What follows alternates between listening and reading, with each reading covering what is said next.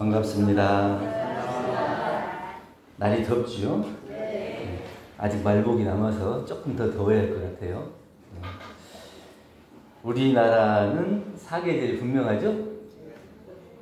네, 그리고 우리가 사계절이 있는데 그 중에 여름, 겨울의 온도차가 얼마나 될 것 같아요? 지금 거의 한 40도쯤 되죠? 겨울 되면 영하로 한 30도 정도 되잖아요. 그러면 40도, 한 70도 정도의 온도차가 있어서 1년 중에 이렇게 돌아가는 거예요. 이렇게 참 그 온도차가 급격하게 많은 데가 또 많지 않을 거예요. 그때다가 이제 사계절이 이렇게 변화가 있으니까 짧잖아요, 또 사계절이. 다른 데처럼 뭐 여름 뭐 몇 달, 뭐 겨울 뭐 이렇게 있는 게 아니고 바로바로 변화돼야 되기 때문에 이런 급격하게 변화되는 이런 변화 흐름 속에서 살아가는 우리 민족은 옛날부터 강인했어요. 그러니까 질기라 그래요. 밟아도 뿌리 뻗는 잔디풀처럼 굉장히 좀 견고하고 끈질긴 그런 역사도 있고 민족성도 있고 그렇습니다. 그래서 과거에 오랫동안 외세의 침범이 있었지만 그게 다 막아내고 또 일제 36년이라는 굉장히 긴 이런 아픔이 있었지만 그것도 다 이겨내고 8월 15일이면 광복절 아니에요. 이렇게 된 역사에는 우리의 그런 민족성도 있지만 또 다른 나라를 침범하지 않는 그 순수한 민족성 정신이 있는 것 같아요. 대종사님께서 우리 이 대한민국을 때 정신의 지도국, 도덕의 부모국 이렇게 말씀해 주셨는데 밖으로부터 침범을 받지만 다른 나라를 침범하지 않는 그런 순수한 민족성 그리고 강인한 정신력 이런 것들이 앞으로 세계에 정말 도덕으로서 모든 세상을 함께 낙원으로 인도할 그런 정신적 요소가 되지 않나.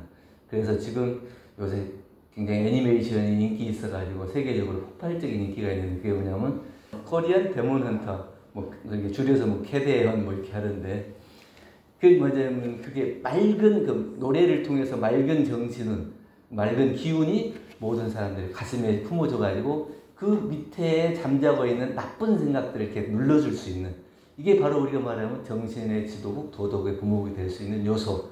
그래서 우리 대한민국의 정신이 아닌가 이런 생각을 하면서 이게 이제 그동안에는 우리가 참 우리 순수한 민족이다 이렇게 스스로만 평가했지만 이제 세계 사람들이 우리를 이제 평가하는 거예요. 그렇게 맑은 정신, 도덕적인 정신, 그리고 사람들이 정말 이렇게 어울려 살아가는 이런 민족적 정신, 또 다양한 문화와 역사 이런 것들을 평가하는 걸 보고 참 우리 나라의 앞으로 미래가 얼마나 밝을 것인가 기대도 되고 희망이 되고 그렇습니다. 오늘 설교 말씀은 평가로 평가받는다 이렇게 제목을 정하고 말씀을 드립니다. 살다 보면 사람들이 참 다른 사람 얘기하기 쉬워요.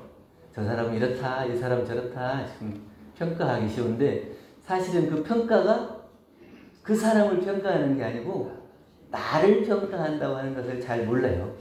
그렇기 때문에 그게 쉽게 얘기해요. 만약에 그걸 안다면 다른 사람을 쉽게 평가하기가 어려울 거예요. 자, 이제 저녁 먹고 한 번씩 이제 우리 아중 저수지 산책을 가요. 근데 최근에 이제 도서관이 생겼거든요. 도서관을 잘 지어놓고 멋지게 생겨서 거기 가면 이렇게 음악도 들을 수 있게 해놨어요. 저수지를 바라보면서 딱 앉아가지고 책도 보고 음악도 들으면 상당히 분위기가 있고 시간을 소요하기도 좋고 정말 우리 새로운 어떤 문화를 만드는 것 같아요. 그래서 참 좋다 이렇게 생각했는데 그 옆에 이제 지나가는 어떤 아주머니 한 분이 야, 있는 도서관도 안 가는데 뭔 도서관을 또 지었냐. 그러니까 생각해 보니까 그 말도 맞는 것 같아요. 나도 도서관을 잘 못 가기 때문에 한편은 그 말도 맞는 것 같은데 어때 말을 저렇게 할까? 이렇게 생각이 들더라고. 왜냐하면 그분이 도서관에 가보지도 않았어요. 그냥 생긴 지가 얼마 안 됐기 때문에 가보지도 않고 그 도서관이 어떻게 운영된다고 하는 것도 모르는데 일단 겉모습만 보고 도서관 있는 도서관도 안 가는데 또 지었냐? 그래서 어떤 뭐 좀 세금 낭비다 이런 측면에서 얘기하겠죠. 근데 그 얘기를 들으면서 그 사람이 옳게 분석하는 것 같지만 사실은 그 사람을 보면서 제 마음속에 어떻게 말을 저렇게 하지? 이런 생각이 들죠. 그럼 결국은 뭐예요? 그 말을 하는 그 사람을 또 다시 내가 평가를 하는 거예요. 그러니까 자기는 그 도서관을 평가했지만 그 도서관을 평가하는 말로 인해서 자기 스스로의 평가를 받게 되는 그런 게. 그걸 보면서 저도 쉽게 얘기하면 안 되겠구나. 다른 사람에 대해서 이렇게 얘기하다 보면 다른 사람의 말을 들을 때는 한편 수긍하면서 그 사람을 또 저 사람은 그 정도밖에 안 되나? 이렇게 평가를 하겠구나 이런 생각을 했습니다. 한 친구가 새 아파트로 이사를 갔는데 다른 친구가 말했습니다. 그 아파트는 뭐가 어떻고 뭐가 어때서 그게 안 좋다더라. 괜히 뭐 비싸다더라. 잘 지었다더라. 뭐 어땠다더라. 이렇게 얘기를 해요. 그러니까 그 옆에 있던 다른 친구가 야 이왕 이사 가는데 좋은 말 해주면 안 되냐? 이렇게 얘기해요. 그래도 그 말을 듣고는 아 그렇지. 내가 미안하다. 이렇게 얘기해요. 이미 이사를 가기 전에는 얼마나 골랐겠어요. 그러고 나서 이사를 갔죠. 이미 이사를 갔으면 돌이킬 수가 없잖아요. 근데 거기에다 대고 뭐 이렇다 저렇다 나쁜 얘기만 계속하면 이사 간 사람이 얼마나 기분이 나쁘겠어요. 근데 거기에 대해서 이왕 갔으면 아 그 아파트는 들으니까 이것도 좋은 점도 있더라. 이것도 좋은 점도 있더라. 얼마나 좋은 점을 얘기해 줄 수도 있는데 굳이 나쁜 평가만 그렇게 얘기할 것이 뭐가 있냐. 그렇게 생각을 합니다. 저도 이제 공부를 하다 보면 여러 가지 경계들이 많고 그런데 미리 이제 챙기고 준비하는 것에 좀 이렇게 신경을 더 써요. 그리고 이미 벌어진 일에 대해서는 얘기를 안 하려고 해요. 왜 얘기를 하고 싶은 생각도 있고 또 이렇게 했으면 좋겠다는 생각도 있지만 그때는 이미 지나가 버린 거예요. 지나가 버린 거에 대해서 왜 그렇게 했냐고 따지고 묻고 해봐야 소용이 없어요. 그러니까 이미 미리 준비하고 일이 벌어지기 전에는 잘 챙기고 하는 것은 좋지만 지나간 이후에는 탁 얘기를 안 하는 것도 공부의 표준이 되겠다 이런 생각을 합니다. 우리가 망상 번뇌를 이렇게 생각하는데 자기가 불가능한 일에 매달리는 것 이게 이제 망상이에요. 되지 않을 일을 끝까지 어떻게든지 해보려고 막 하는 것 생각을 이리저리 굴리는 것 이게 망상이라고 해요. 근데 이미 지나간 것을 놓지 못하는 것은 번뇌라고 한다. 그래서 망상과 번뇌를 놓고 나는 내가 할 수 있는 일에 최선을 노력을 다하는 것은 좋지만 내가 저것을 하지 않아도 될 일에 생각을 한다거나 해도 안 될 일에 굳이 집착하는 것은 망상이고 이미 지나가 버리고 그것을 어쩔 수 없는 일인데 그걸 놓지 못하면 그게 번뇌구나 이렇게 생각하면 공부 표준이 좀 잡혀주지 않을까 이런 생각도 합니다. 생각만 하고 밖으로 나오지 않으면 무슨 생각을 하는지 잘 몰라요. 그런데 이미 입 밖으로 나오는 순간 내가 한 말로 인해서 나의 인격과 또 인품까지 다 거기에 드러나 버리게 되더라. 나보다 잘 아는 사람 앞에서는 쉽게 말하지 못하고 내 말이 곧 평가의 기준이 된다는 것을 알면 스스로 마음을 챙길 거예요. 그런데 그런 생각이 없이 살면 이 사람 평가하고 저 사람 평가하고 이렇게 많이 하게 돼요. 내가 쉽게 평가하는 말이 나를 쉽게 평가한다는 것을 알아서 내가 겸손하고 살피는 챙기는 공부를 해야 되겠다. 오늘 법어봉독에 봉독하신 것처럼 인도품 35장 말씀에 제자들이 신문을 보다가 가보 평론함을 들으시고 대종사님께서 말씀하십니다. 그대들이 어찌 남의 일에 대하여 함부로 말하는가? 참된 소견을 가진 사람은 남의 시비를 가벼이 말하지 않는다. 그 신문을 보다 보면 선악의 원인과 그 결과 여하를 자세히 살펴서 나의 거울, 내 앞길에 거울을 삼는다면 그것이 결국 공무인의 떳떳한 행실이고 참된 이익을 얻는 길이 되는데 그냥 그것이 생각 없이 평가만 하게 된다면 그것이 나를 가볍게 알게 되는 거예요. 그러니까 자세하게 알고 그것을 다룰 수 있어야 그게 현실 경전이 돼서 나의 참된 공부길이 되는 것이지 생각 없이 평가만 하다 보면 어디에서부터 죄복이 오는가 이거를 모르고 그냥 따지고 시비하고 이런 평가에만 머물러 버릴 수가 있게 된다.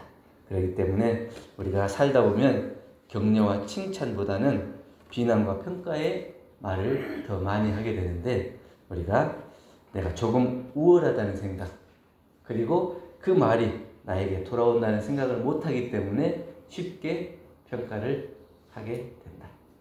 그래서 공부를 첫째는 내가 우월하다는 생각으로 평가를 하게 되는데 대종령 요원품 15장에 말씀하신 것처럼 다른 사람을 이기는 것이 힘이 센 것이 아니고 자기 스스로를 이기는 것이 참으로 힘이 센 것이고, 그런 사람은 천하 사람이라도 능히 이길 힘이 생긴다라고 말씀해 주셨습니다.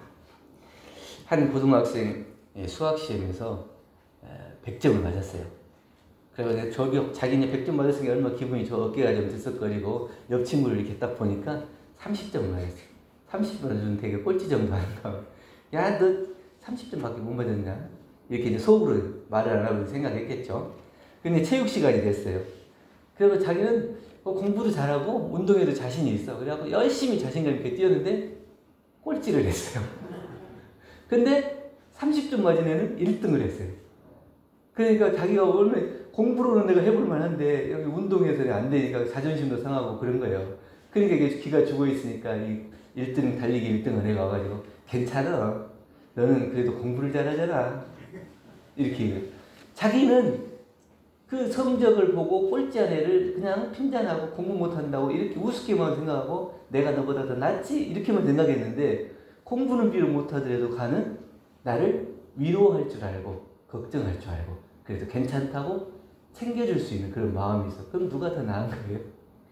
이게 자기가 낫다고 생각하는 것 때문에 다른 사람을 우습게 생각하고 낮게 보는 거예요. 그러니까 항상 나는 잘하고 너는 못한다는 평가를 쉬지 않는 거예요. 근데 그 평가가 결국은 자기 스스로를 평가하는 기준이 될 수밖에 없다.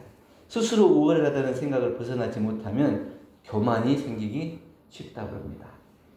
다른 사람의 눈에 있는 티끌은 잘 발견해요. 그런데 자기 눈에 있는 대들보는 못 본다.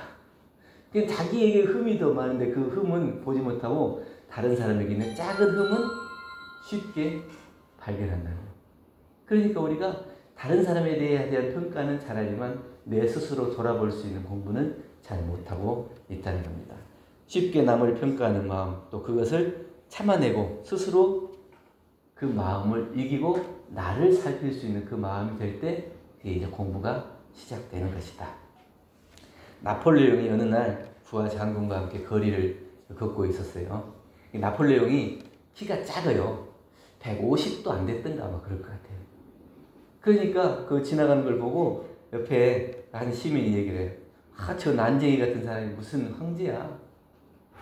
그러니까 겉모습만 보면 너무 키가 작고 왜소하고 그러니까 황제로 안 보인다는 거예요. 근데 그 말을 듣고 옆에 있는 장군이 그냥 화가 나가지고 그 사람을 황제한테 뭐라고 했으니까 이거는 군법으로 법률로서 그 사람을 어떻게 할 수가 있죠. 그런데 이제 잡아서 처벌하려고 하니까 나폴레옹이 태연히 웃으면서 말했습니다.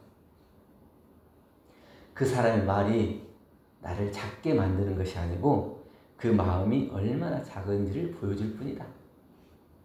이게 그 사람이 말하는 거니 그 말로 인해서 내가 작아지는 게 아니고 그 사람이 말이 자기 스스로를 얼마나 옹색하게 만드는지 그것을 더 드러낼 뿐이다. 그러니까 겉으로 드러나 있는 것만 보고 평가를 할 뿐이지 내가 갖추고 있는 이런 권위나 권력이나 이런 거에 대해서 잘 모르는 거예요. 다른 사람이 갖추고 있는 그 사람의 인격이나 지식이나 이런 것들에 대해서 잘 알지 못하고 나의 생각과 내가 아는 걸로 인해서 그 사람이 잘한다, 못한다 평가하고 이것밖에 안 된다 이렇게 평가하는데 사실은 그 사람의 그 말이 스스로를 작게 만들 뿐이지 그 말로 인해서 내가 작아지는 건 아니다. 그러니까 나폴레옹의 키는 작지만 그 마음의 대포가 얼마나 커요. 그런 것들을 볼 수 있어야 되는데 그거를 못 보고 겉으로 드러난 것만 보고 평가를 하면 그 평가가 자기 스스로를 옹졸하게 만들 뿐이다 하는 겁니다. 그래서 남을 낮추는 말은 결국 자기의 품격을 드러내서 평가를 하게 될 뿐이기 때문에 나는 어떤 사람을 보고 어떤 평가를 하고 있는가, 또 나는 나에 대해서 어떤 평가를 내리고 있는가, 그것을 잘 돌아보고 스스로를 돌아볼 수 있는 그런 평가가 되어야 된다. 두 번째는 돌아온다는 것을 모르고 평가하는 거예요. 그러니까 나만 평가하는 것이 아니고 모든 사람들이 다 평가해요. 교무님이 일요일에 설교하면 또 다 그렇게 해요. 오늘 교무님 설교가 좋았다, 안 좋았다, 또 그 말은 옛날에 들었다, 안 들었다, 그 말이 나한테 도움이 된다, 안 된다, 해요, 안 해요? 그건 이제 정당한 평가를. 그래서 내가 그 속에서 공부기를 찾으면 공부하는 거고, 그런데 그런 공부기를 찾지 않고 그 생각 없이 평가만 하면 나에게 도움이 안 되는 거고. 그러니까 누구나 다 서로 평가를 하고 있어요. 근데 남을 평가하는 말이 곧 나를 평가하게 된다는 것을 돌아온다는 거예요. 그 평가하는 말이 다시 나에게 돌아온다. 그러니까 설교 말씀을 듣고 오늘 설교 말씀은 어떤 것이 좋았다. 그러면 그 좋았다는 것을 놓고 나는 어떻게 할 건가? 이렇게 해야 되는데 그러면 좋았다 안 좋았다 안 좋은 것만 계속 얘기하는 사람은 스스로가 그 공부기를 못 찾고 있다는 것을 얘기하는 거예요. 그 본문 중에서 그것에 내가 어떤 공부의 핵심을 못 찾아내고 내가 공부기를 못 잡았다 하는 것을 그냥 고백하는 거나 마찬가지다. 그래서 한 직장에서 신입사원이 동료들의 실수를 종종 험담을 했대요. 저 사람은 일 처리가 느리고 저 사람은 뭐 게으르고 저 사람은 뭐 어떠고 평가를 했어. 늘 이렇게 평가를 하니까 자기가 할 평가를 하는 것 같고 자기가 다 아는 것 같고 이러죠. 그런데 몇 달 후에 팀장이 다른 부서 사람에게 이렇게 말했어요. 그 친구에 대해서 그 친구 말이죠. 다른 사람 맨날 평가하고 험담하고 그럽디다. 그런 거 보니까 그 사람도 쓰기가 어려울 것 같아요. 그러니까 다른 사람을 평가하는 걸로 인해서 그 팀장이 자기를 어떻게 봤어요? 별로 쓰임이 없는 사람으로 평가가 된 거예요. 다른 사람은 좋은 일, 격려하는 일 이런 것만 했으면 어떻게 했어요? 그 사람은 다른 사람들을 챙기고 살피고 참 함께 살아가려고 하는 마음이 있더라. 그럼 그 사람도 데려다 쓰면 그 조직이 발전하겠더라 이렇게 보겠죠. 근데 늘 나누고 분별하고 시비하고 평가하고 험담하고 이런 것에 밝은 사람은 그 일이 잘 어우러지지 않는 거예요. 그러니까 어떤 사람이 평가할 때 화합하는 쪽으로 그것을 하면 그 결국에 그 모든 사람들이 같이 화합하고 같이 갈 수 있어요. 그런데 화합하는 이 조건으로 입장에서 얘기하는 게 아니고 자기가 드러나고 자기가 잘나고 이런 측면에서 그 사람을 평가하고 시비하고 험담하면 결국은 그것이 나에게 돌아오더라. 돌아온다는 것을 모르고 하는 말은 나의 미숙함을 드러내는 거예요. 그러니까 그 인과의 이치를 모르는 사람은 미숙한 거예요. 내가 한 거에 따라서 다시 나에게 돌아온다는 것을 아는 사람은 입이 무겁죠. 결국은 내가 한 말에 씨앗이 돼서 다시 나에게 돌아온다는 것을 알기 때문에 그 인과의 이치를 확실히 아는 사람은 함부로 시비 평가하지를 않게 된다. 그래서 그러한 미숙함을 드러나지 않기 위해서는 우리가 내단, 외단, 그러니까 안으로 성숙해야 되고 밖으로도 견고한 그런 공부를 해야 되는데 안으로 내 마음을 비추고 살피고 말이 나가기 전에 한번 멈춰서 생각해 보는 거예요. 그래서 내가 이것을 그 마음에 아무 생각 없이 나가던 것을 한번 살피고 돌이키고 점검해서 내보낼 수 있는 안으로 자기를 돌아볼 수 있는 마음. 어떤 한 마을에 소녀가 살았는데 자기 집 2층 창문에서 이렇게 딱 막 밑에를 내려다보면 옆집이 이렇게 보이잖아요. 옆집이 보이는데 옆집에 아주머니가 항상 빨래를 하는데 빨래가 지저분해요. 그래서 생각하기에 저 아주머니 왜 이렇게 빨래를 지저분하게 많이 나? 빨래 할 때마다 지저분해. 그러다 어느 날 이제 자기 어머니가 자기 방에 창문을 닦아줬어요. 그때 이거 딱 보고 오늘은 저 아주머니 왜 이렇게 빨래를 깨끗이 한 거예요? 그게 나를 살피지 못하면 내가 내 마음에 어떤 때가 묻었는지를 모르기 때문에 그 때 묻은 눈으로 다른 사람을 보면 항상 그 흠이 보여요. 흠이 보여요. 다른 사람이 흠이 보이는 건 뭐겠어요? 내 마음에 때가 끼었구나. 다른 사람이 좋은 점이 보인다는 것은 내 마음의 순수함. 그리고 자성 본래의 면목을 잘 챙기고 있구나. 그래서 안으로 단단하게. 그게 내단이죠. 외단이라는 건 뭐예요? 밖으로 경계에 튼튼할 수 있어야 돼요. 그래서 밖으로 경계에 튼튼할 수 있다는 것은 같이 어울려 살아갈 수 있는, 화합하면서 살아갈 수 있는 그런 마음의 힘이 있어야 한다. 나 혼자만 잘나고 잘하고 그런 게 아니고 같이 더불어서 함께 어울릴 수 있는 화합의 힘. 그것이 결국 밖으로 나를 단단하게 해주는 외단이다. 이렇게 얘기할 수 있습니다. 그래서 말이 곧 우리가 수행이 되고 또 말이 곧 나를 만드는 도구가 된다는 겁니다. 그래서 우리가 겸손한 말과 격려의 말로 나를 빛나게 하고 가벼운 평가와 비난은 나 스스로를 낮추게 한다는 것을 알아서 우리가 말 한마디가 곧 복이 되고 또 우리의 삶이 곧 빛나는 수액이 될 수 있도록 해야 되겠다는 말씀을 드립니다. 학교에서는 시험 성적으로 평가를 받지만 우리 공부인들은 뭘로 평가를 받아요?